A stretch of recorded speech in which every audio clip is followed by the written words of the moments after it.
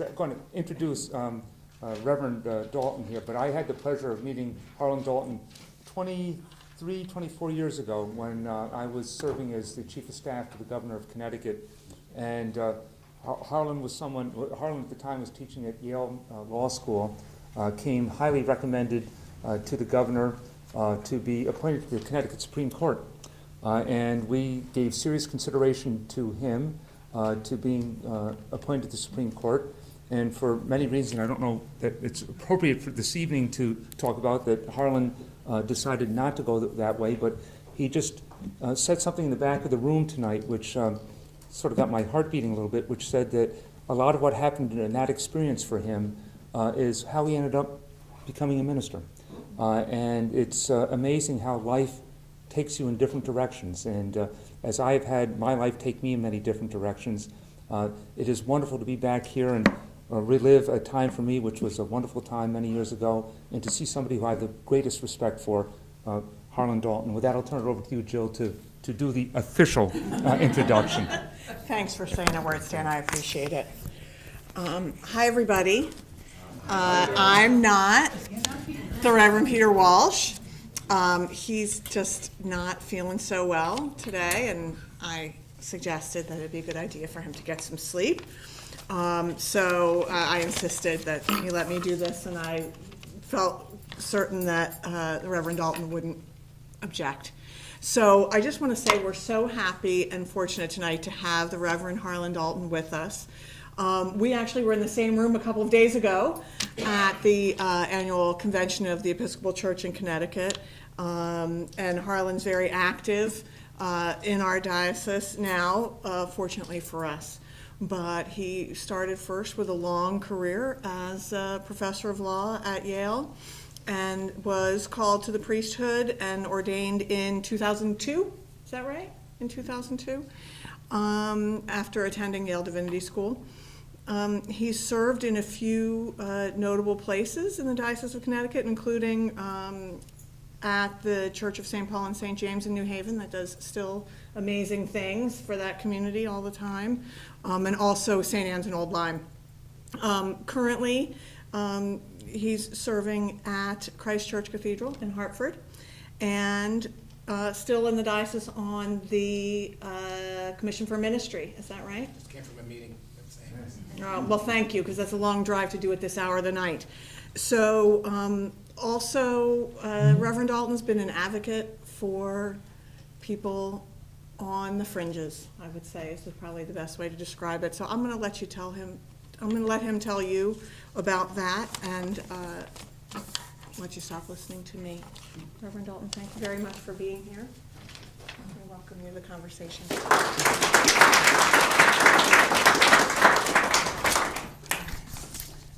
And I'm glad actually that you encouraged Peter not to be here. I'm actually leaving Christ Church Cathedral. This is the plan all along in December. And so today I was writing my last monthly newsletter essay, swan song as it were. And one of the things I was commenting on is how wonderful the congregation of the cathedral has been at taking care of me, including telling me when to slow down, when to spend time with my family, making sure that I'm taking care of body and soul. So please take care of Peter, and if he won't do it for himself, it is good to be with you. And thank you. It's so wonderful to reconnect with Stan.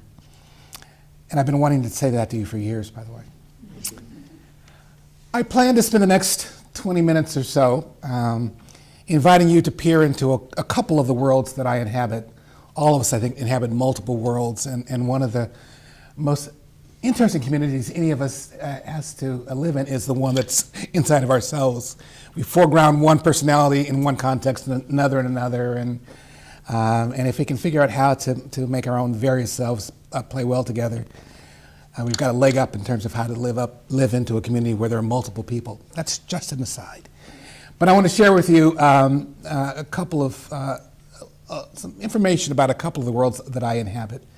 And then after that, I look forward to an opportunity to a robust conversation in which everyone, at least everyone who wishes to be, is involved. So I want to begin by addressing some of the current racial unrest that exists at Yale. Now, I tell you with some embarrassment that this past Sunday, how many days ago is that? Not so very long ago, a parishioner came up to me after the service, the 10 o'clock service, and said, tell me, what do you think about what's going on in your own background, what's going on at Yale? And I realized that I really, and I'll tell you what he's referring to in a moment, some significant racial unrest, and I was embarrassed to admit that I did not know. I mean, I live within walking distance of Yale. I am a professor emeritus, was on the faculty as an active member for 30 years, and I had sort of taken a vacation from paying attention to what's going on in a place that's near and dear and close to me. So I quickly did a bunch of research out of fear that you might ask me what's going on there. So that's where I'm going to start. So there have been a series of demonstrations at Yale, the most recent large version of which was a march to the president's house, President Peter Salovey, this past Thursday night at midnight. For students, this is nothing, right? They're just getting warmed up. Fortunately, someone texted Salovey, I don't know why I was looking at his texted hour, it said, get dressed. People are coming to your house, and he met them at the gate, and they actually had a wonderful conversation. And just yesterday, Yale's administration has kind of responded to these issues in an incredibly generous and thorough and empathetic way. I'm really quite proud of Peter, whom I've known for years and whom I admire, among other things, because he plays the upright bass, as do I. In any event, one of the events that triggered these protests at Yale had to do with Halloween. There's a diversity committee at Yale that sent out a campus-wide email that encouraged students to, quote, take time to consider their costumes and the impact they may have, including costumes featuring feathered headdresses, turbans, war paint, blackface, or redface. Well, it turned out that the associate master of one of Yale's residential colleges, and I'll say more about what those are, whose name is Erica Christakis, took umbrage at this letter, and she set forth her concerns in an email to the students over whom she exercised quasi-parental authority, that is, the students in the residential college at which she was the associate master. Her email went viral, and before long, students from across the campus had taken to the airways and also taken to the streets. Now, to the casual observer, which would include me as recently as Sunday, it might seem strange that a perfectly civil email taking issue with the request that students exercise judgment in choosing their Halloween costumes, it might seem odd that such an email would lead to such turmoil. But the fact is that the email tapped into a wellspring of frustration, disappointment, and anger. Or as one reporter phrased it, Master Christakis' rebuke uncorked, I love that word, I've never used it, uncorked broader, long, simmering complaints. So let me tell you what Associate Master Christakis says, and I actually have some sympathy for her in that when I say Associate Master, the master of Silliman College is her husband, and I think it's rather plain that she would not be a master, would not have the title Associate Master, but for her connection by marriage. So she begins, in some ways, not having her own independent authority. She's also an academic, but without a position at Yale, without a settled position at Yale, which is a tough place to be. And so one of the things I think that she was actually doing in this email was trying to claim her own academic authority. I know how tough that can be. So that's some sympathy that I can muster for her. Anyway, the email is dated October 30th, day before Halloween. It begins, Dear Sillamanders. Now, as I said a moment ago, Silliman College, that's the residential college that she and her husband have responsibility for being basically both academic figures for students, but also in loco parentis. Yale has 12 of these residential colleges. They each have 350 or so students. Students eat there, sleep there. They typically have their own gyms, their own libraries. Seminars are often taught there. They have their own intramural sports teams. And students often identify at Yale most closely with their residential college, hence Silliman College, they're Sillimanders. So these residential colleges become, and Harvard has the same thing, they're called houses there. They provide a wonderful opportunity for students to experience what it's like to live into a community. Not unlike churches in that regard, I might add.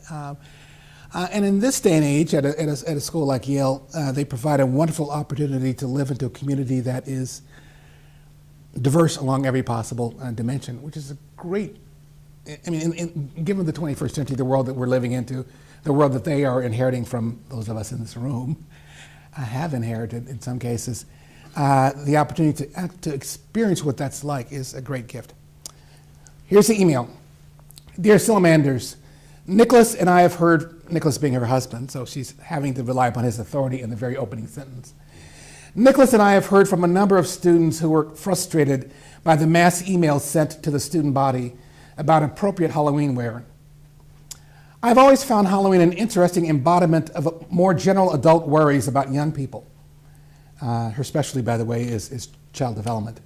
I was speaking with some of my students yesterday about the ways in which Halloween, traditionally a day of subversion for children and young people, is also an occasion for adults to exert their control.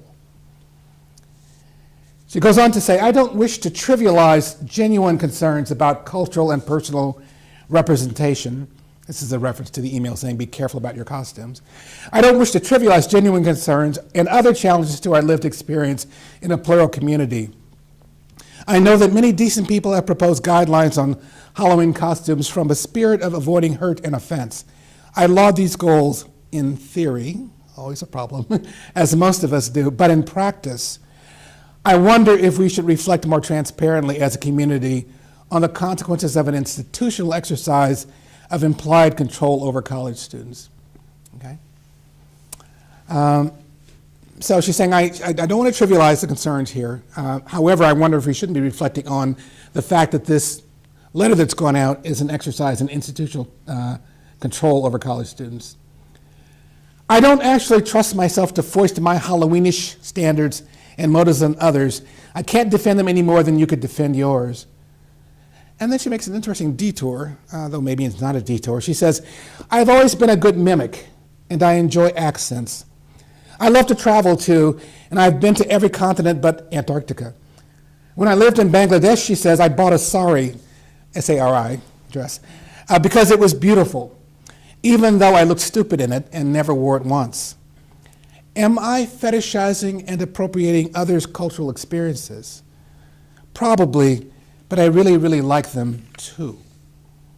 So part of what's at stake here is not just Halloween costumes, but her right to wear traditional Indian garb, even if Indians feel that that's appropriating their culture. Even if we could agree on how to avoid offense, I wonder, and I'm not trying to be provocative. Whenever anybody says I'm not trying to be provocative, you gotta wonder. I'm not trying to be provocative. Is there no room anymore for a child or young person to be a little bit obnoxious, a little bit inappropriate or provocative, or yes, offensive? American universities were once a safe space not only for maturation, but also for a certain regressive and even transgressive experience. Increasingly, it seems they have become places of censure and prohibition. And the censure and prohibition come from above, not from yourselves. Nicholas says, if you don't like a costume someone is wearing, look away. Or tell them you are offended. Talk to each other. Free speech and the ability to tolerate offense are the hallmarks of a free and open society. Whose business is it to control the forms of costumes of young people? It's not mine, I know that. Happy Halloween, yours, Erica.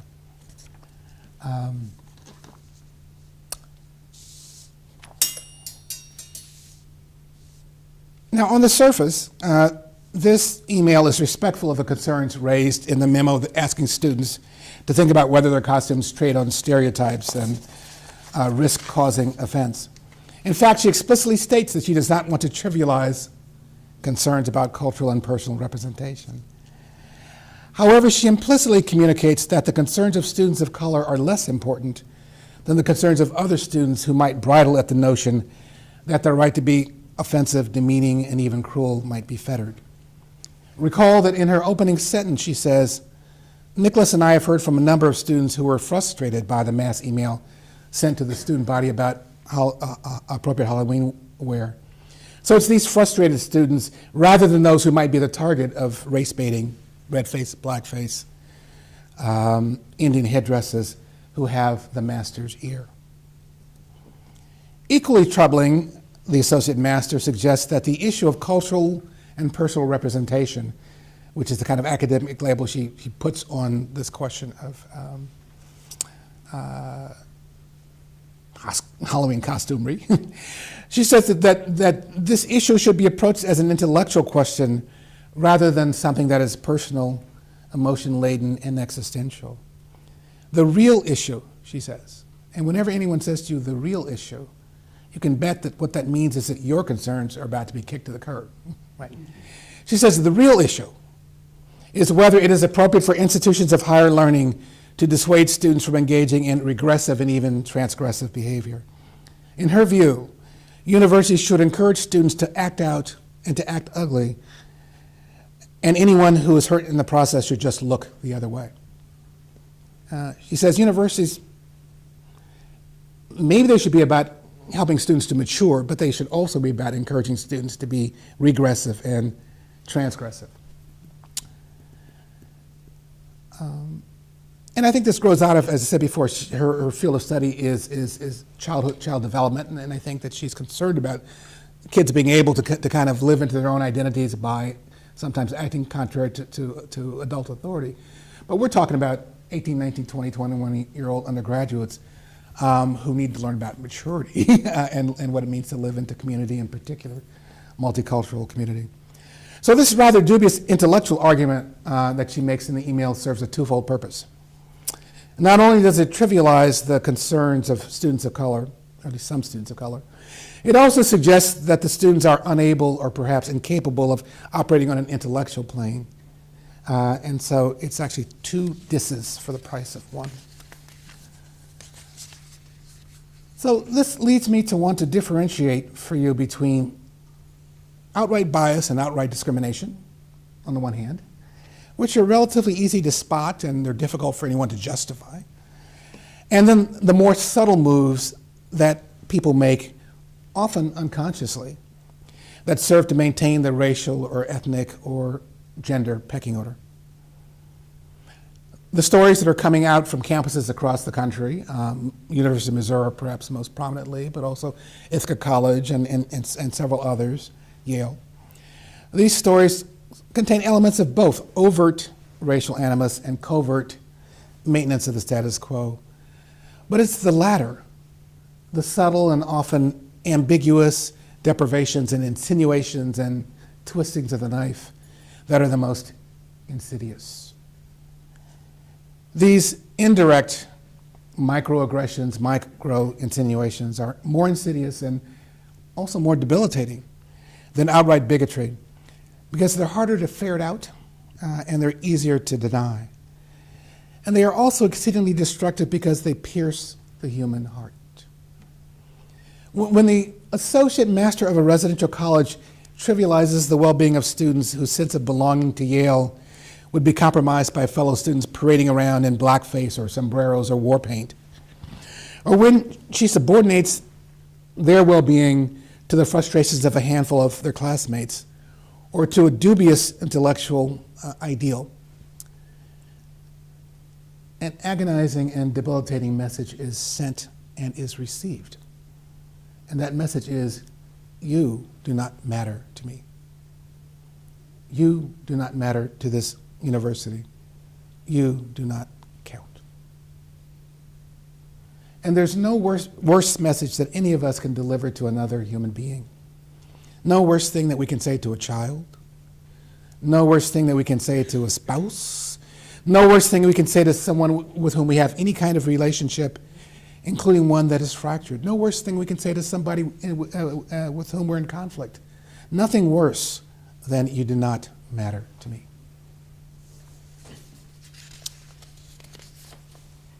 At its core, racism is the delivery of that very message to an entire group of people.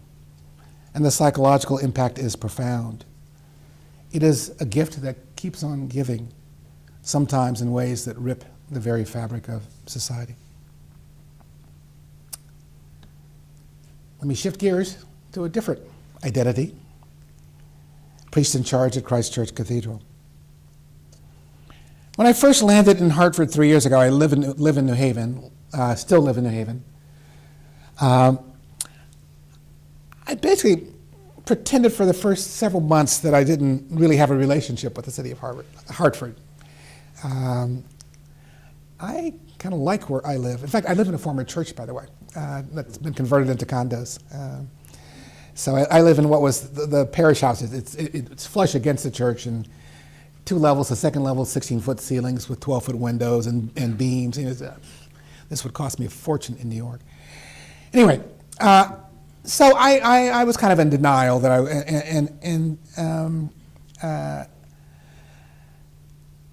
I was certainly aware that Christ Church Cathedral, as a cathedral, has an obligation to seek the welfare of the city of where it is planted, to quote Jeremiah. But I was just a commuter from New Haven. But over time, I began to make Hartford's concerns my own personal concerns. Or put it a little differently, over time, I became less of a hypocrite. And I began in particular to feel the pain of the murders that seemed to be occurring in Hartford, seemed to still occur in Hartford on a bi-weekly basis. Now, it's not as if New Haven is radically different in this regard, but for some reason, the parade of black and brown victims of gun violence, usually at the hands of other black and brown members of the same communities, in Hartford really got to me. And I think one of the reasons why I began to focus on this issue is because of an organization called Mothers Against Violence. This organization was formed 20 years ago by mothers whose own children were slain, usually gun violence, in the city of Hartford. And they're led by a pastor who kind of a street pastor who has also experienced violence in his own life in terms of his own family. And one of the things that Mothers United Against Violence does is each and every time somebody is shot in Hartford, they show up on the street corner and they hold a vigil. And Pastor Henry Brown meets with the family and he prays for them, and he comes back again and again to the family and offers support and encourages others to support. And in so doing, in keeping vigil and bearing witness to each and every person who is slain, no matter what the circumstances, no matter, without inquiring about whether the person who died was good or bad or indifferent, insisting that every person they are insisting that every person who was slain matters, that their loved one matters, that their neighborhoods matter. Now, I don't know whether this steadfast and persistent bearing witness by Mothers United Against Violence has an impact on public policy or goes to the root of the problem of gun violence in our state. I do know that that kind of public witness can convict other Christians like me who've been standing on the sidelines. And I know that it can help to heal the deep separation from God and from one another that occurs when people believe that they are unseen, unrecognized, unwanted, and unloved. So one of the things that we've done at the cathedral is to include the names of the victims of violence, people who've been slain in the neighborhoods of Hartford. At first, we were a little reluctant to do so for fear that it would feed into the narrative that Hartford is a dangerous place. But we decided that it was more important to stand in solidarity with those who often wonder whether anybody knows, whether anybody cares.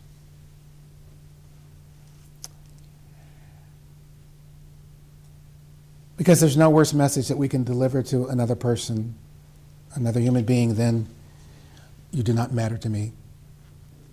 You are nothing to me. You don't count. You don't exist in my world. So with that, I want to stop and open up for conversation about anything I've said or not said, or that is on your hearts, or on your minds. I wrote a book. I'm laughing because on Monday I spoke at Manhattanville College, just across the border in Purchase, New York. I used to do this a lot. I haven't done it in years, decades really. A friend of mine teaches there and kind of inveigled me into it. One of the students said to me, so you wrote this book in 1995, and before she got to her question, I said, what year were you born? She said 1997. I didn't hear another word she said.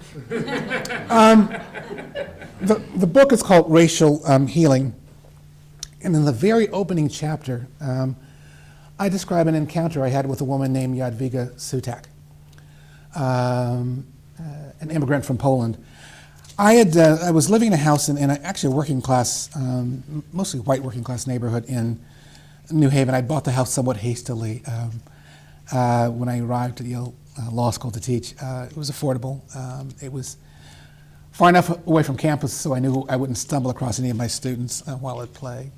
That was its main virtue. But about a year later, I was ready to move out and was thankfully able to sell it. And I hired the man with the van to move my stuff. But I didn't know whether the man with the van had insurance. In any event, I moved my own valuables, as many people often do, and my own plants. So I made several trips toward the end, after the house was emptied out. And on my very last trip, as I was settling into my car, I heard a rapping on the window. And it was this young woman, probably late 20s,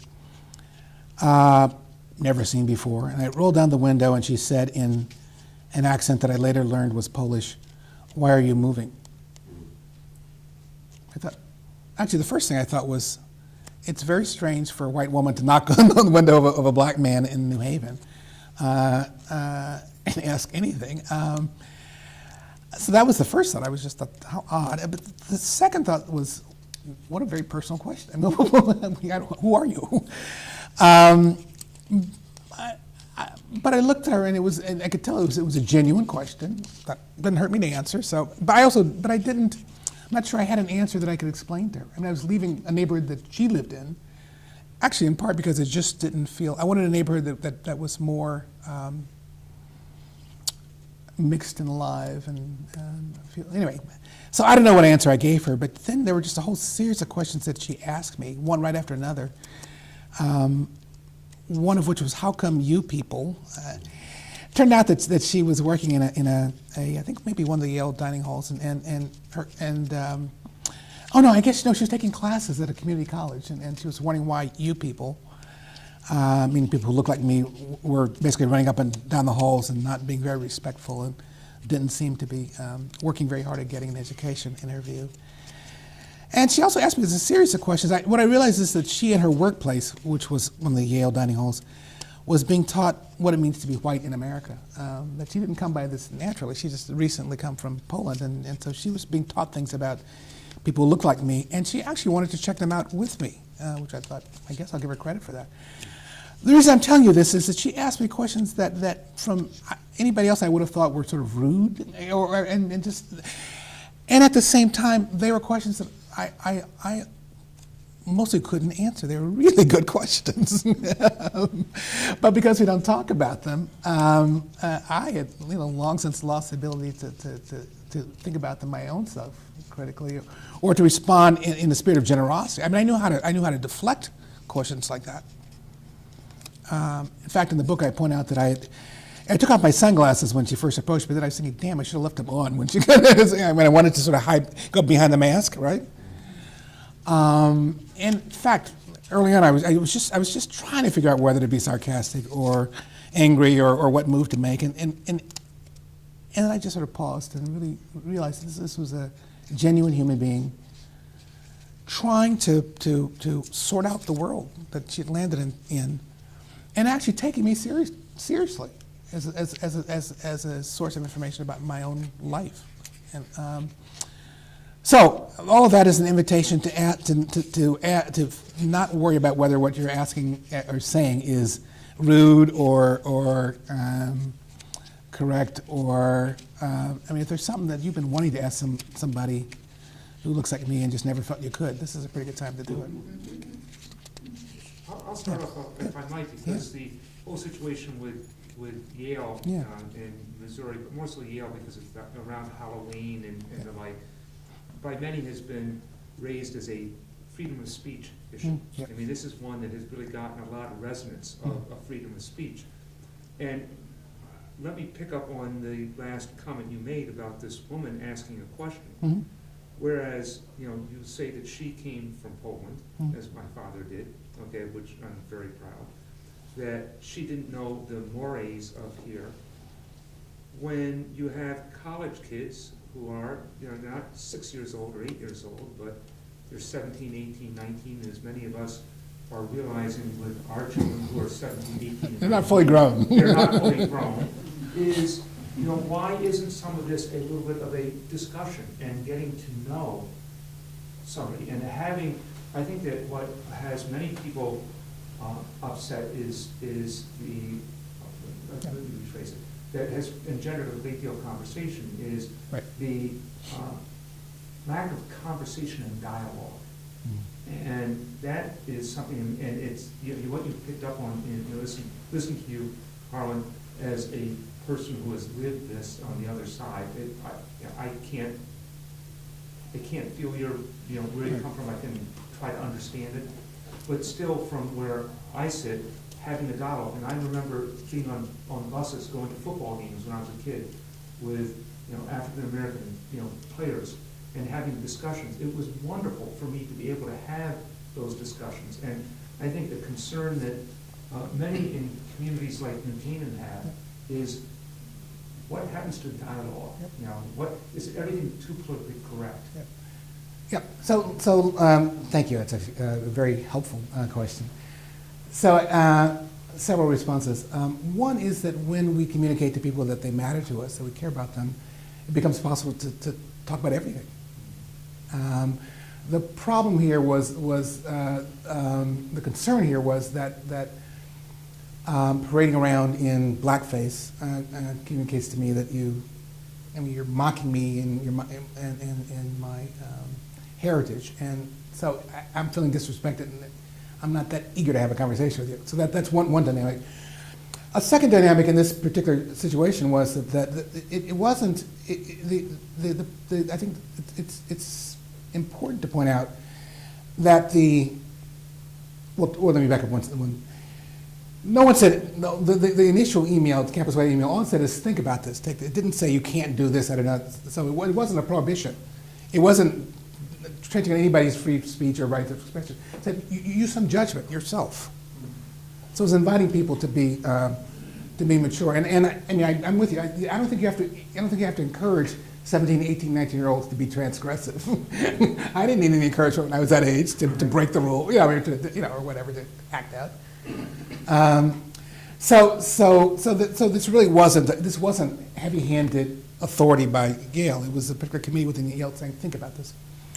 The response was from somebody, from the master, associate master of one of the residential colleges, who have, as I mentioned in passing, who function in local parentis for 325 students. I mean, those students are in their care. And the students turn to them for, they're mentors, they're counselors, they're a whole bunch of things for these students. And so it's like a big family, basically, a very large family, these residential colleges. And so having statements by the associate master are very different than a statement by someone else. This wasn't a student who said to another student, what's up with his memo? It was the master saying, think about that word. It was the master saying, you guys are nuts for being hypersensitive about this. So I think that was another dynamic. I want to add, though, that I mentioned before that there was a march on President Salave's house this past Thursday. And when reporters talked to the students and the several hundred students who were in that march, not a single one of them actually mentioned the Halloween email that I've talked to you about. Because I mean, ultimately, it wasn't. It was that email tapped into a whole bunch of other experiences that they had had, and so it kind of brought things to a head. It was a gathering point for a whole lot of other stuff that led them to be there, and in and of itself. So if you look at the one email and look at the protest, it's kind of hard. They seem incommensurate. So free speech, yeah. I served for many, many years on the board of the American Civil Liberties Union. I'm all about free speech. One of my favorite times, however, was going into a meeting. We were picking a winner of the ACLU's Medal of Freedom. I was on the committee, and it happened to be Ash Wednesday. This was after I was ordained. And so I had been dressed like I am now. And of course had ashes in my fort. I thought about changing the civvies, as it were. Just said, no, I'm just going to go marching into the ACLU in New York wearing a clerical collar and see what happens. It was interesting. I want to make one other point, though, and that's that in a place like Yale, one of the hardest things to do is to get students to say something that's not, I mean, to invite a non-progressive voice into the conversation. That while I'm expressing sympathy for students of color on the Yale campus, I also have sympathy for students who are politically conservative. And one of the consequences, so in the classroom, it's really hard to get students to speak out. And when they do, they often speak out in ways that are over the top. But I think it's because they felt so unwelcome, like they don't matter, like they don't belong there. Flip side. So, yeah. So I certainly, if I were having another conversation in a different place, well, no, it's fine in this conversation. I would express equal sympathy for, that is, those frustrated students who came to the Christakises and felt like they were that their free speech rights were being trampled upon, when in fact they were just being asked to think about it. In some ways, they are a minority too on the Yale campus. That's real. That's true. Yeah. Oh, actually, sorry, and then her and then you. Yeah. Well, Reverend Dalton, thank you. And actually, Harlan, if anybody wants to. You can call me whatever you want to. But Thank you. anything from Harlan the father, not kidding. Yes, well, I was fortunate enough to spend time at Princeton and at Harvard as a conservative. And it's interesting to me to hear what you're saying, because to me, this isn't really about conservatism and progressivism. What this is really about is two different species of progressivism. Because what that master or associate master was essentially doing was modeling the older model of progressive politics on campus, where you were a college, so you were supposed to be transgressive and the sky was the limit and all the rest. Yep. And then her brand of progressive transgressivism was, in a sense, superseded by the new form of progressivism on campus. Now, that as sort of an aside, what concerns me about this isn't the impact on conservatives, because a lot of my time where I wasn't very pleasant, but I emerged the stronger for it. And I was lucky that no one sent me the message that someone else, by what they did or didn't do, had the power to diminish who I was as a human being. And what concerns me in a lot of these campus conversations of a lot of sorts is that somehow we are ill-equipping young people of all races, genders, whatever, ill-equipping them to live as people who are capable of making an impact in the world. Because what we have done is shift from a culture of dignity, explaining to people that no matter what some jerk does, that jerk, even if that jerk dresses in blackface, which would be an awful thing to do, and I'm sure the person would suffer a good deal of social stigma, as they should, and probably official repercussions from the university for it. But my point is that that person, no matter how disgracefully they behave, does not have the power to diminish who I am as a woman or as a black person or as anything else. And my concern, and I'd be interested in your thoughts, about encouraging a culture of victimization where people in essence compete on some level. You know, are women more oppressed or this group? And I'm not challenging the fact that there is some oppression. What I am saying is, I am not sure we are equipping these people to be effective advocates in the world for what they believe. If we send them the message that someone else has the power by what they do to destroy our internal sense of self. And in a sense, what that college was doing by saying, be very, very careful, don't do anything that might hurt someone's feelings. I don't like having my feelings hurt. My feelings have been hurt a number of times in a number of ways, as I'm sure have yours in a much deeper ways, and a lot of people here. But those people can't change who you are, made in the image of God.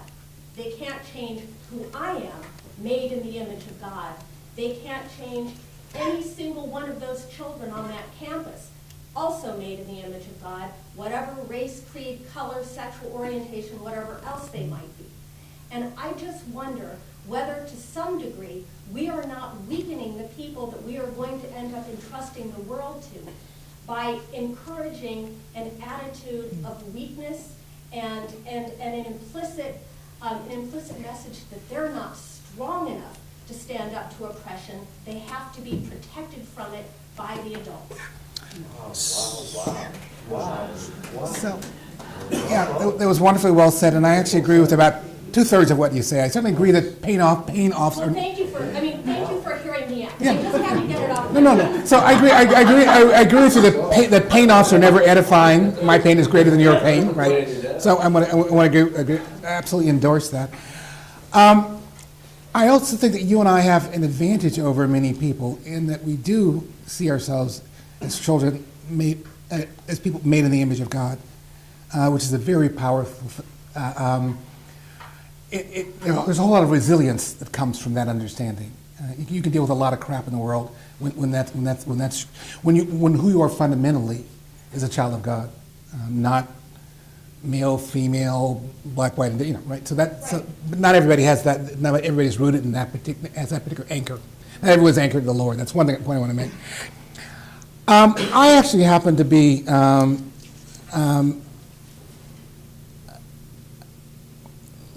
someone who mostly doesn't internalize critiques from others. I make my own judgment about whether the critique is valid. Mostly, microaggressions don't cut me to the quick. Mostly, but I've had so many advantages in life. And we could just starting with having two parents who loved me, loved each other, lived together, were able to support the family, and I mean that's pretty good bedrock. Grew up in the church, not our particular tribe, but nevertheless in the church in which I was that attempted to love me into righteousness. Lots of breaks throughout my life.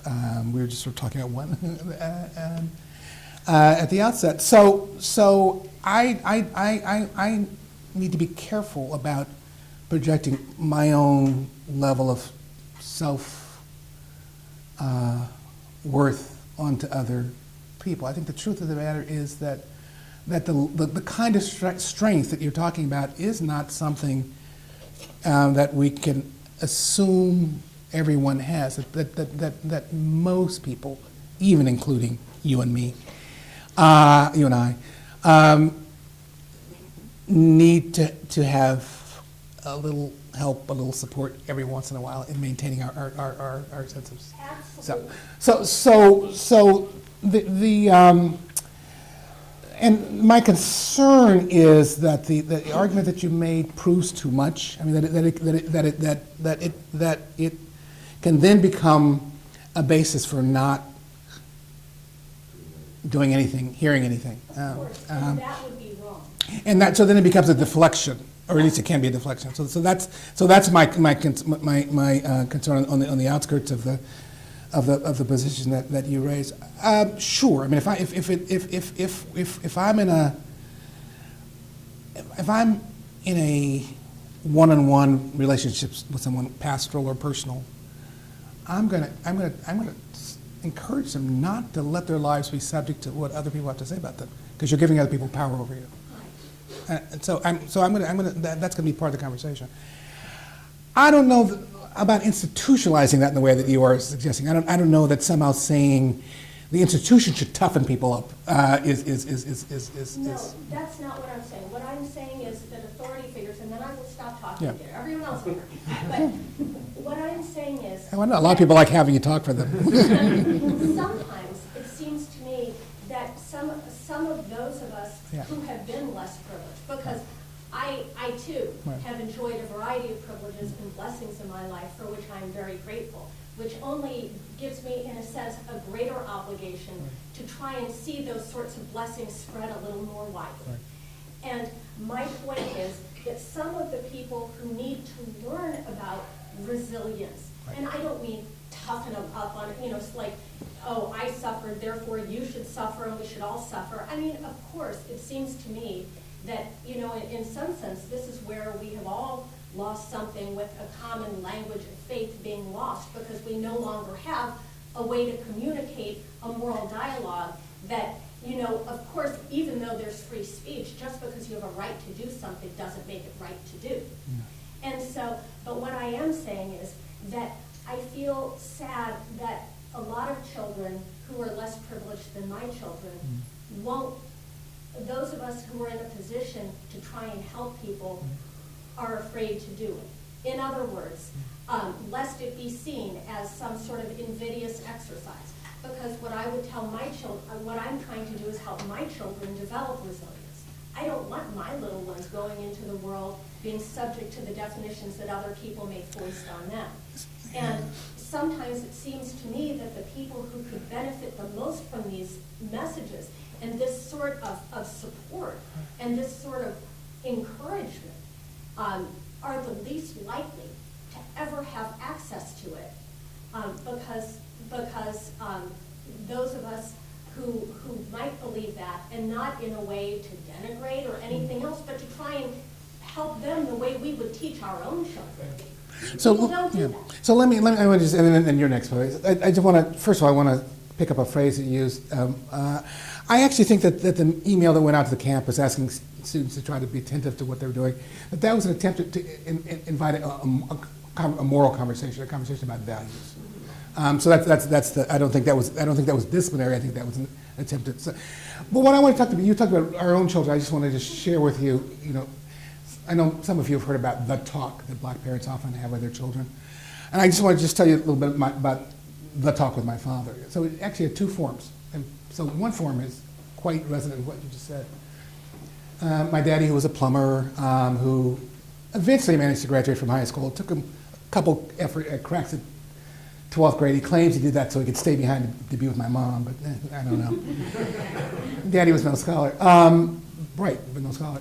But he used to say to me, "Don't ever let anyone put you in your place." He said, God didn't assign you a place, so don't let anybody else put you in your place. So that's the part about don't let other people.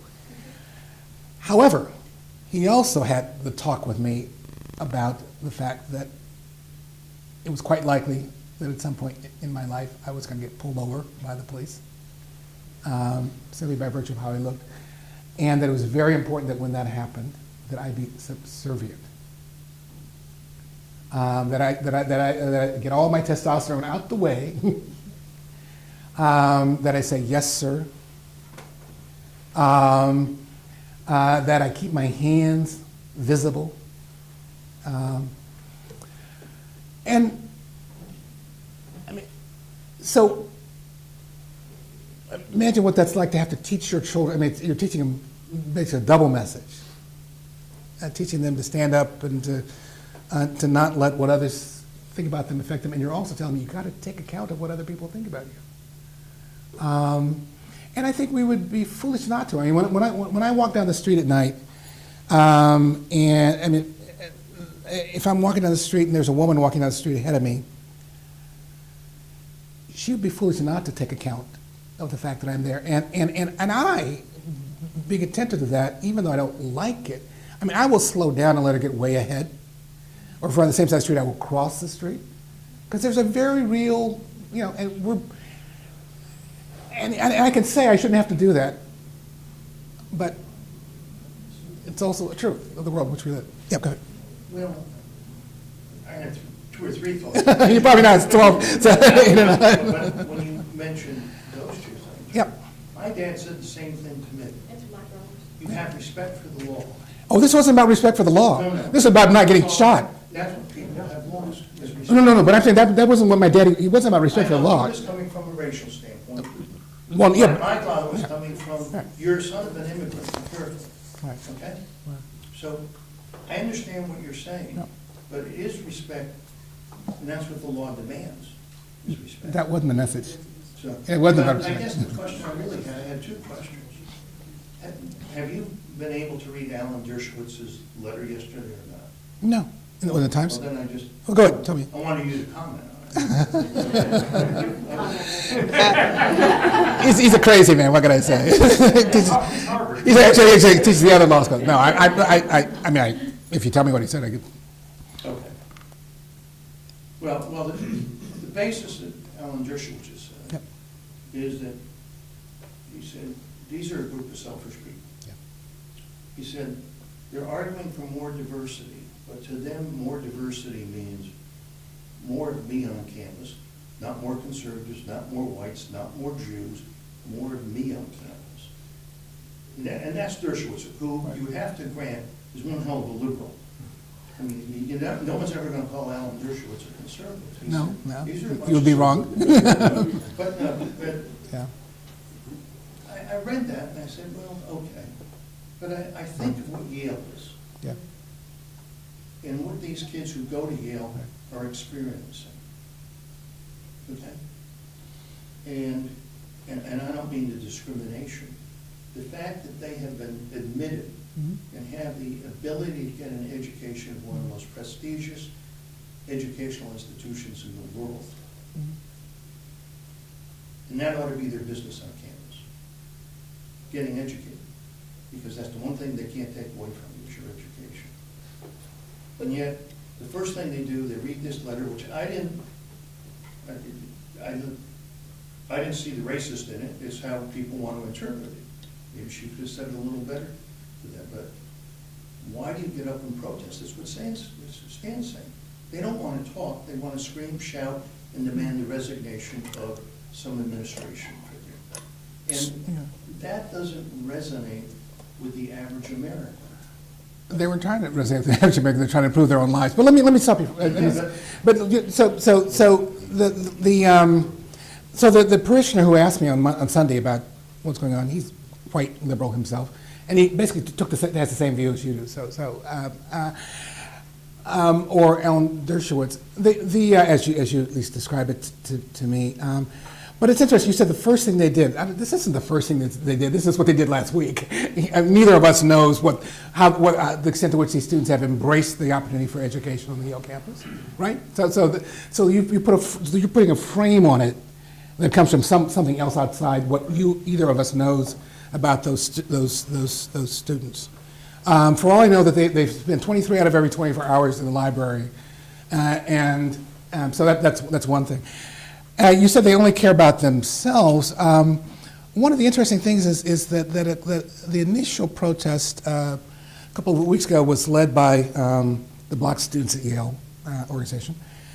The march to the president's house was led by a kind of a new group called Next Yale that's formed, and it's students all across the rainbow. And if you look at the pictures, they're many more white folk than people of color. And the three spokespeople, the three people who spoke to the president that night were all women of color, one of whom is Native American, one's a Latina, one's Chinese American. So from the students' point of view, they have self-consciously tried to live into kind of the fullness of the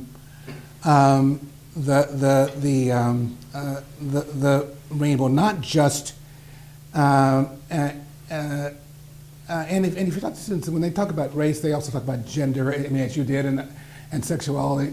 So it's not just being concerned about their own particular.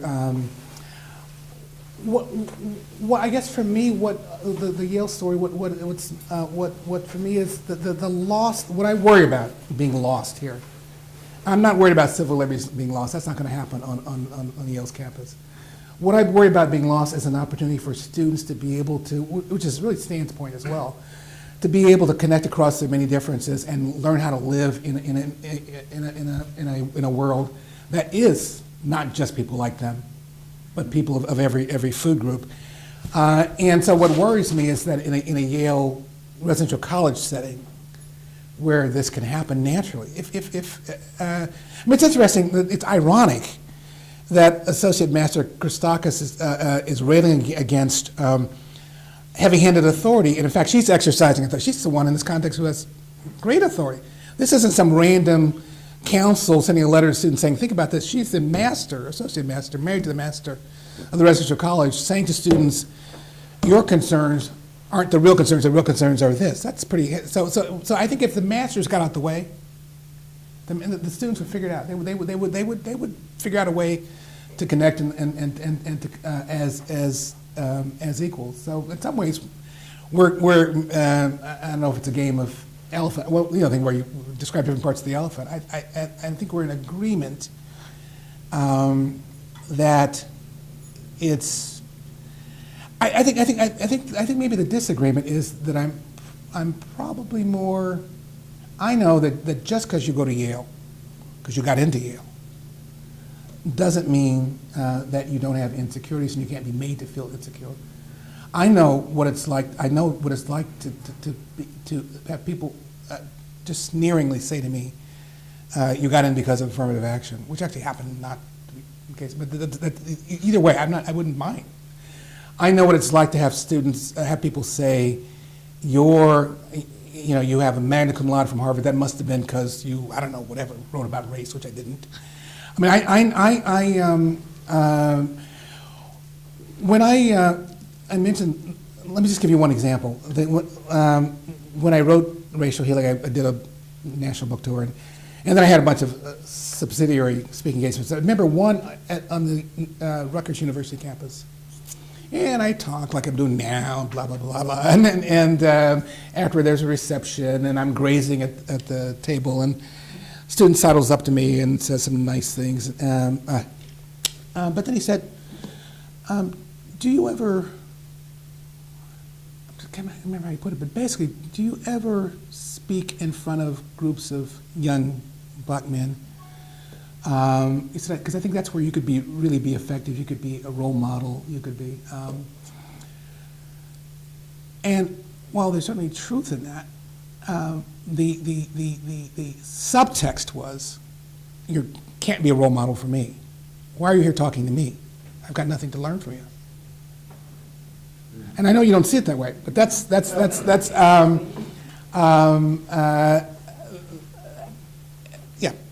But, see, I would have taken that as, someone said that to me. Right.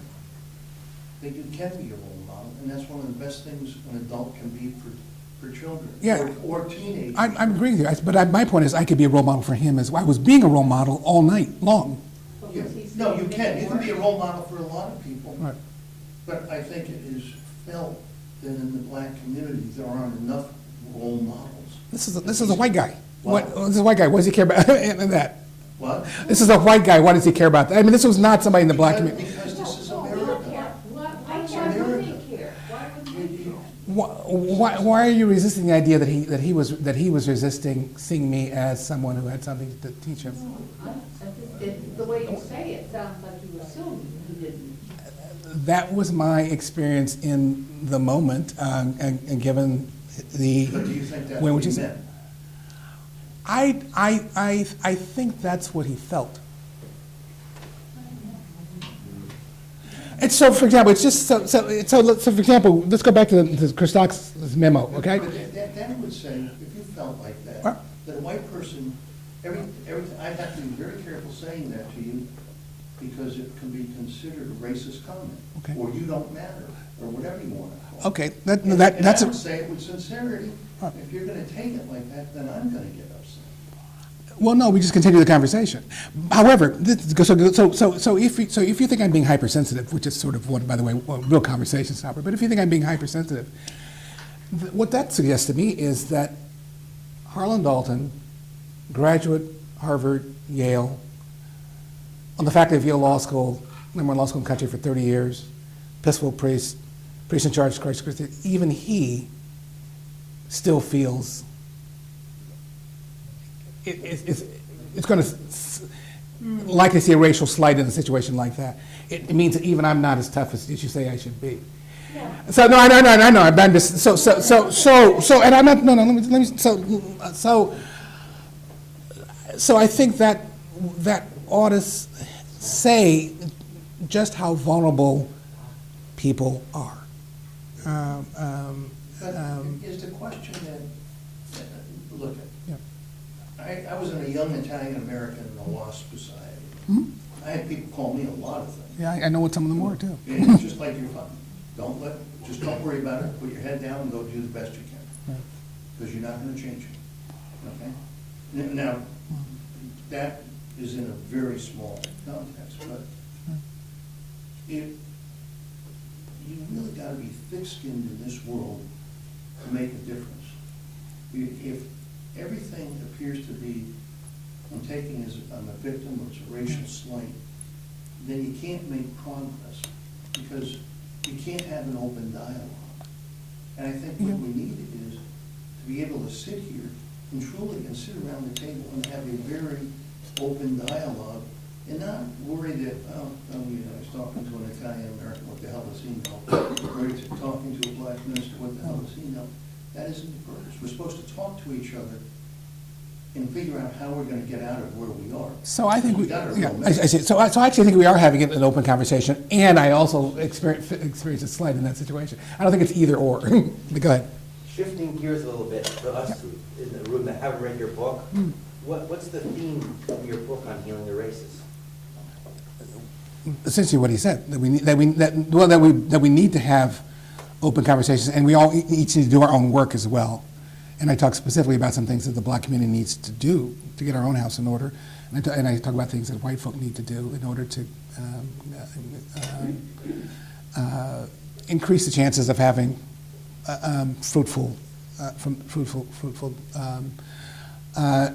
dialogue. I'm actually fascinated and bridling a bit, but fascinated by so far the dominant theme this evening of that just suck it up cupcake, get tough. I don't think that's it. I think that we're getting to a point where Jill's about to. I know. I see. I'm ignoring her. I'm ignoring her. But what I was going to say is, I think that the frustration.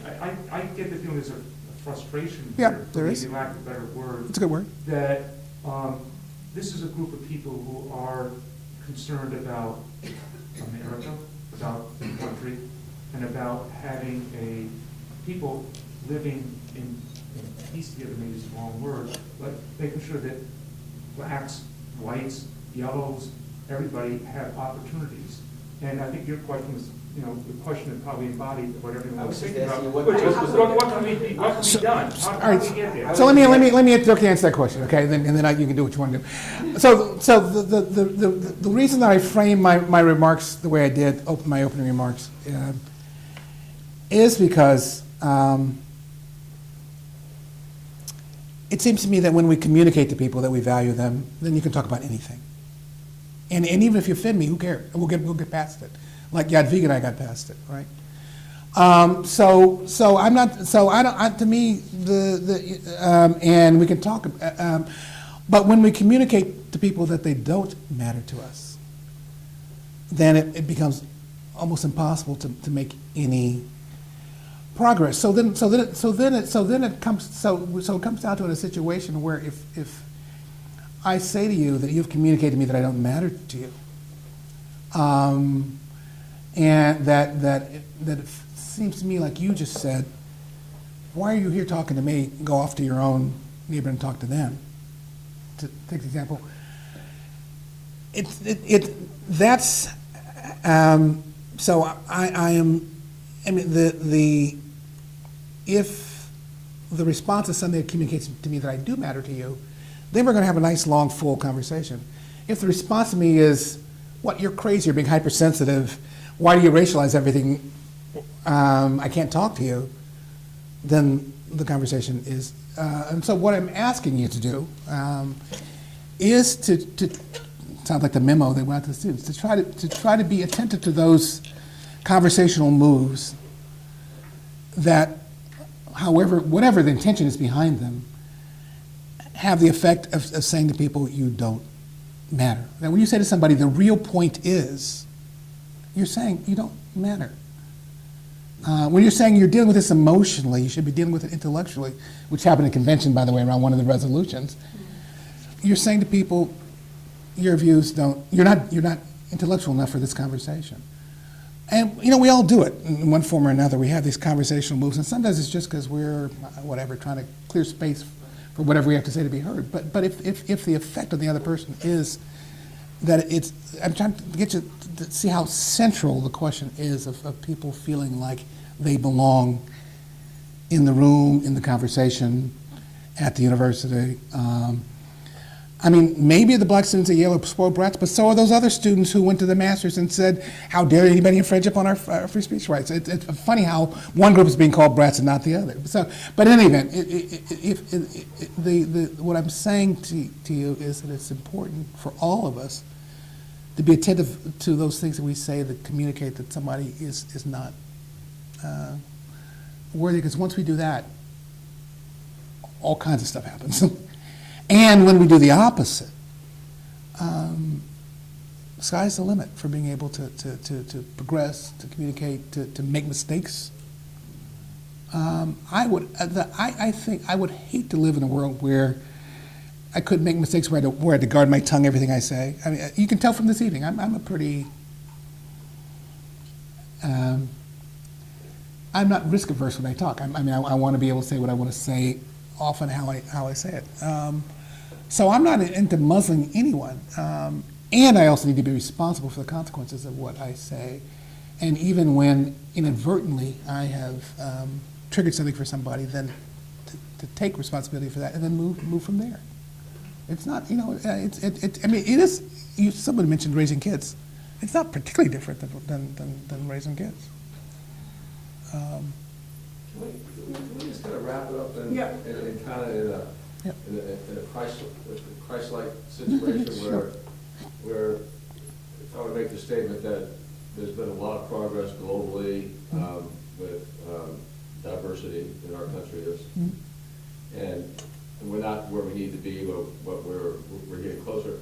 It almost seems like we've gotten far enough now where we don't talk about racism much, but now we're down to the basic human element of human beings at times, and we all do this, where we like to see somebody else fail, and it used to be, people were out like more racist, and whether it was Italian American or Black American or Irish American. When the United States started, that was all of us, right? And now we seem to have gone, and now we're down to, we pick on types of jobs you have, and the leaders of our country do this all the time, and for political reasons. They go, all these people, look what they've done to us, and you get that. And I think from our standpoint, we need to think that we shouldn't do any of that. We should always think about what we're saying, because it's all wrong. And so think about, everybody's a child of Christ, and we need to think that way, and not just say, well, if I don't say something racist, then it's okay, because I can just say, well, that guy is a hedge fund manager, and he's, and they're bad, and all these guys do all these terrible things to our country, and they're bad, and and if you don't believe in this type of environment, then you're bad, and we've gotten into that now. And so the same people who are sensitive about other types of criticism do it back in some other form. So I think all of us do that. So I think all I'm trying to say is, I think we should learn a lot from this conversation and say, it's all types of our thought processes, how we communicate with each other. Because I think a lot of people here were listening to you and go, Well, I wouldn't be that sensitive, and yet, if I was you and standing up there, I would be that sensitive. But if I'm sitting here, I'm not that sensitive, you know what I mean? And I can see myself changing seats with you and going, yeah, I'd be just like you, and you'd be like me. And so, all of a sudden, you say, anyway, I'll leave it there, but I think if we can, we can be sensitive to all people and not, and be. Seek and serve Christ in all people? Is that what you mean? I believe That's not what I that sounded pretty baptismal covenant. That's the joke of it. Yeah, actually, Respect the honor and dignity of every human being. Everything for every person, every job, Everyone. everyone. it's, Like Tiny Temp says. yeah, no, oh God, I was with you till you get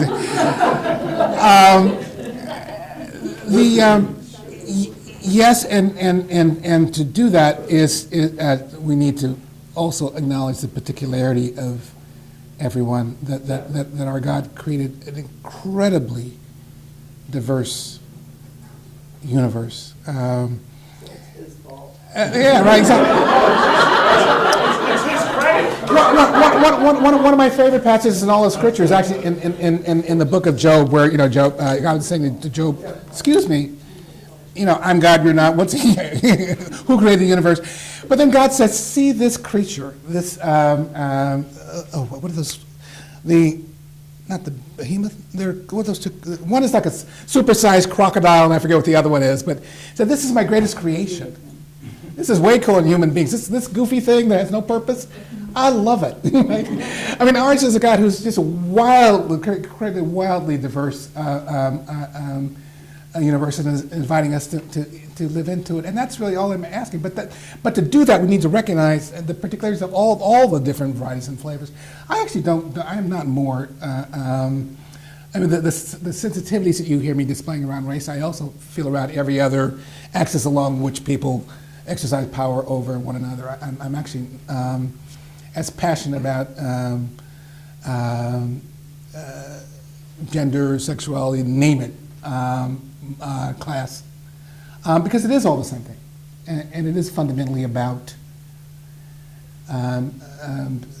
seeking the dignity of every human being, seeing Christ in every human being.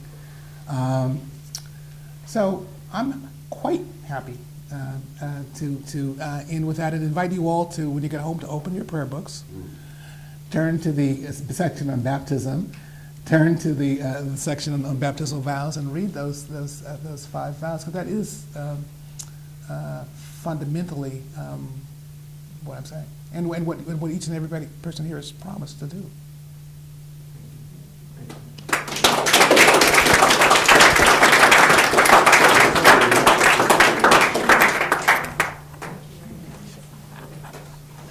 So thanks, Harlan. Before you all run off, I just want to say I think this was really vigorous, interesting, exciting, real way to end this portion of this series.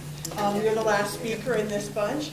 Father Peter asked me to just put out there, if anybody is interested in helping to pull together the Conversations Part 2, which we hope to have over the winter, please, send a message to Beth or grab him a coffee hour or tell me, because the conversation needs to continue. I think for sure we've demonstrated that here tonight. So thanks, everybody.